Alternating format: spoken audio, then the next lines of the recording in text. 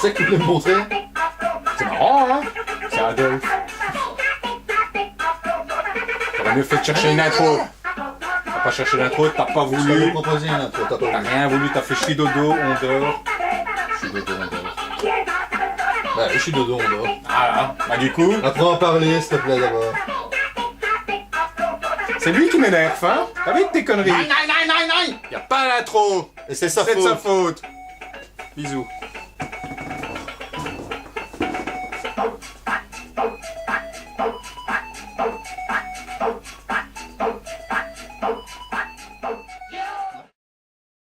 Bon, on fait quoi?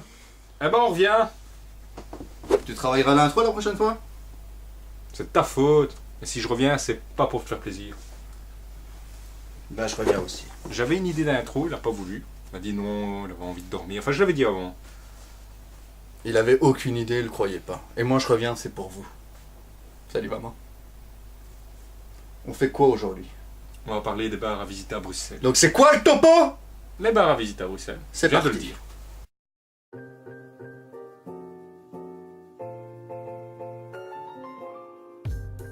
Peu de choses préservent l'esprit d'une époque mieux qu'un bar. Le groupe Hellophol tente et réussit cette prouesse avec comme période préférée les années 50. Le bar est une espèce de boudoir. Une fois passé la porte, vous vous retrouvez dans un cocon hors du temps. Dans un cocon d'une autre époque. Sur les tables, des bougies. Au fond, un énorme jukebox. Passant du Trenet, du Brel, du Piaf. Asseyez-vous et prenez le temps de lire les poèmes sur les murs. Et profitez de l'instant. Carpe diem!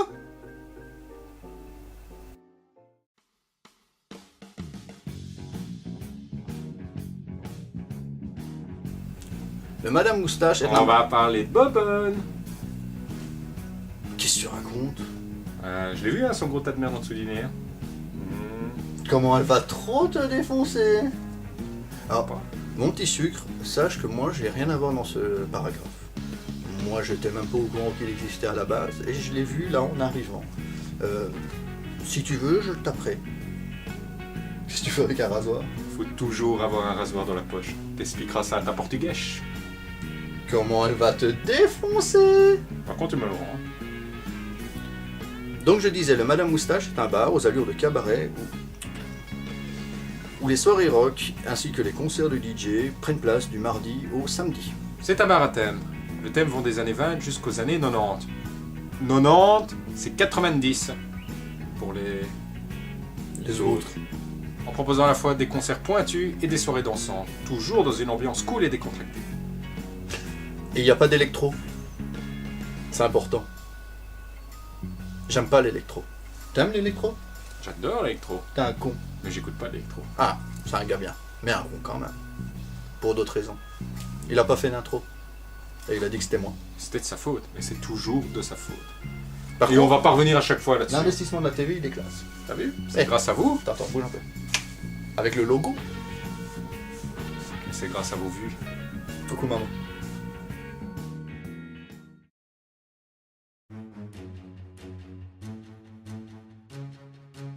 Bar sportif.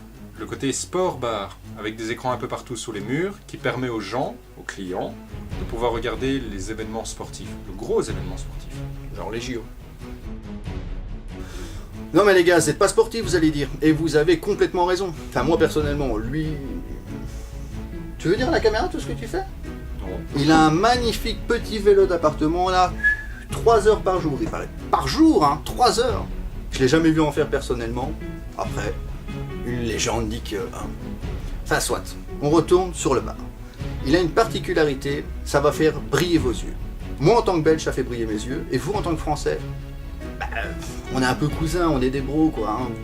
Vous avez toujours cette petite flamme par rapport à certaines choses. Mais je préfère quand même vous dire que vous êtes des cousins parce que pour vous comparer, pour se rembliriez peut-être un peu au cousin Jean-Marie. Cousin Jean-Marie? Ah, Bonne comparaison? super. En gros, c'est le cousin qu'on voit au dîner de famille, qui est sympa, etc. Mais on est content de le voir qu'au dîner de famille. Par contre, une fois bourré, il est super marrant. Je l'adore. Jean-Marie, dis bonjour au cousin. Jean-Marie. Salut Jean-Marie. Donc la particularité, est-ce que tu es prêt pour la dire? Ouais, bien sûr. Je t'en. Mais j'attendais que tu fermes ta gueule, du coup. Hein. Bah excuse-moi. La particularité de ce bar, c'est qu'il y a à chaque fois une pompe à bière sur la table. Une pompe à bière. Vous pouvez vous servir vous-même. Tu le vois l'œil qui brille. Voilà. L'œil qui brille. La pompe à bière. Et en plus de ça, sur chaque table, il y a un petit cadran tactile qui permet de mesurer la consommation de ce que vous prenez. Pour voir si t'es un vrai trou. C'est ça.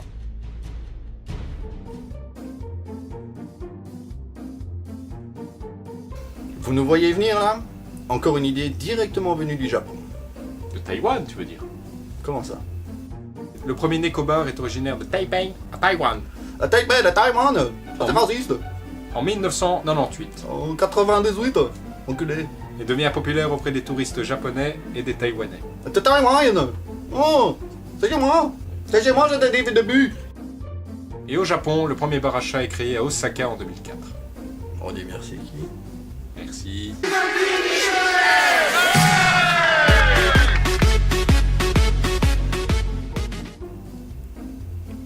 Merci Wiki. N'allez pas voir ce que c'est Jackie et Michel. C'est pas bien, hein. C'est pas bien. Ben, je viens de le On regarder n'est pas sponsorisé. Hein. sans mon doigt. C'est grâce à Jacques et Michel. Non, c'est grâce à qui que tu l'as toute la définition là? Merci Wiki. Ah, c'est Wiki. Tu veux la définition Wiki? Pourquoi tu l'as? Absolument. Tu vas voir ça. Bon, le concept. Pour ceux qui ne connaissent pas le Nekobar, c'est un café qui vous propose de boire un verre en compagnie de félins. Leur popularité est attribuée à l'impossibilité pour de nombreux Japonais de posséder un animal de compagnie chez eux. Merci Wiki. Merci Wiki. Bon, le bon côté en fait de ce bar là, c'est que si vous voulez repartir avec votre nouvel ami, ben vous pouvez. Ce sont des chats issus de refuge, ils sont stérilisés, vaccinés et prêts à être adoptés. Voilà. Et donc pour tous les amoureux de chats et de chattes, allez-y foncez.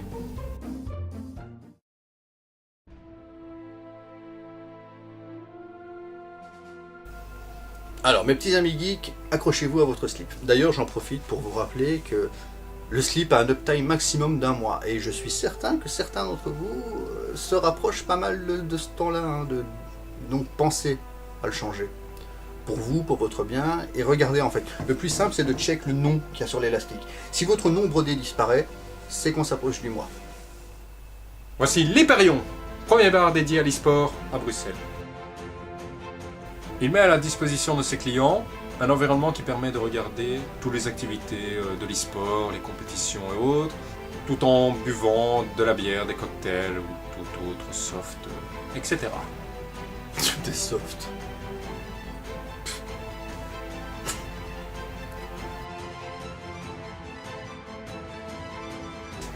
Ah c'est dur quand même ça, hein?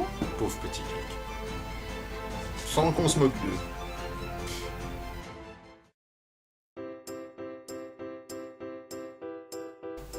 Le Green Lab est un bar à absinthe. Et à Jean. Et à gin. Et à tout en fait. Pourquoi il faut toujours cataloguer comme ça les choses? On peut pas aller dans un bar là, on a envie? Tu sais, l'autre fois j'y pensais, hein. Non mais écoute-moi déjà. Pardon. Ouais, parce que là c'est important, là. Ça vient du cœur, Je là. t'écoute.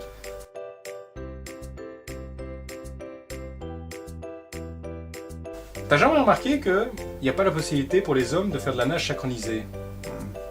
Non, mais tu comptes en faire de la nage synchronisée? Mais non, non. Mais bon, parfois je me dis que ce serait bien que les hommes puissent en faire.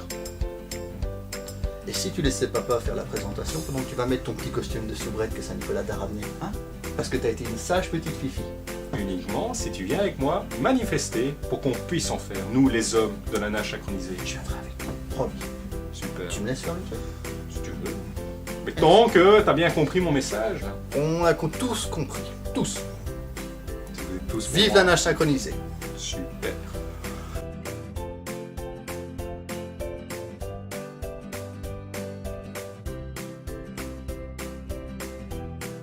Donc le Green Lab possède une atmosphère du type industriel et un peu steampunk. La carte vous propose plus de 450 absinthes et un peu plus de 220 gins.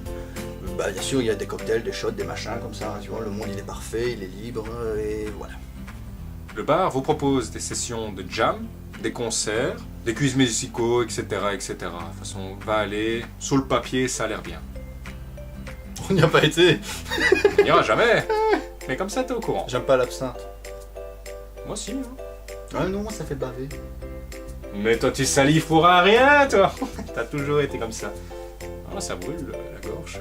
Sous sang. Ça fait baver. Ils sont plus. Tu te souviens pas la première fois que t'as bu de l'absinthe? Ah non, c'était pas moi. Si, c'était toi. C'est moi? Ouais. Avec ta gueule, c'est cool. Et ça l'a plu, quand j'ai bavé, ça l'a plu. Le coup de foudre. Direct. Je dis putain, qu'est-ce qui se passe? Ça glisse tout seul.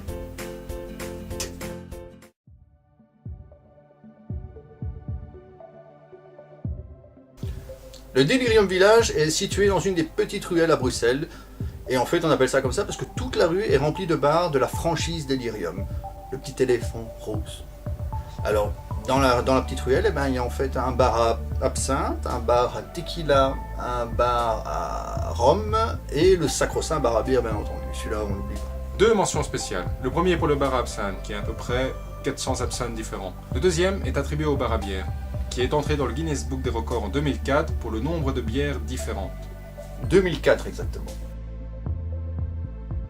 En 2013, ils ont essayé de réitérer l'exploit, mais ils ne l'ont pas eu. Pourtant, ils avaient 3162 bières, hein, si les comptes sont justes. Pour vous donner des chiffres, maintenant, ça donne plus de 2000 bières belges, et le reste vient d'une 60aine de pays différents. Et ça fait beaucoup de bières. Et il les a tous bu. Il y a de la bière aux pommes, de la bière aux poires, qui est pas bonne. Attends, je vais prendre ma liste. Alors, il y a de la cactus, il y a de la pomme, il y a de la poire, il y a de la banane, il y a du chocolat aussi, bière au chocolat. Dégueulasse. Dégueulasse. J'ai laissé un fond comme ça dans le fond. Ah, bière au chocolat. Déjà, j'aime pas le chocolat. Moi, je suis déjà pas un gars chocolat. Voilà. Pourtant, je suis un gars à bière. Hein. Mais chocolat, non. Non, ça non. Comme quoi. Le Delirium s'est exporté à travers le monde, puisqu'il existe maintenant des Delirium Café à Nantes, à Rouen, à Varsovie, à Rio, etc. Et une fois vous serez bien saoul pour admirer Jeanne Cupis au fond de la ruelle dans la place de la Philippe. C'est la ruelle du Delirium. Et si tu veux connaître l'histoire de Jeanne Cupis, cours wiki. Wiki. Voilà. Mais c'est le même délire que Mane Cupis.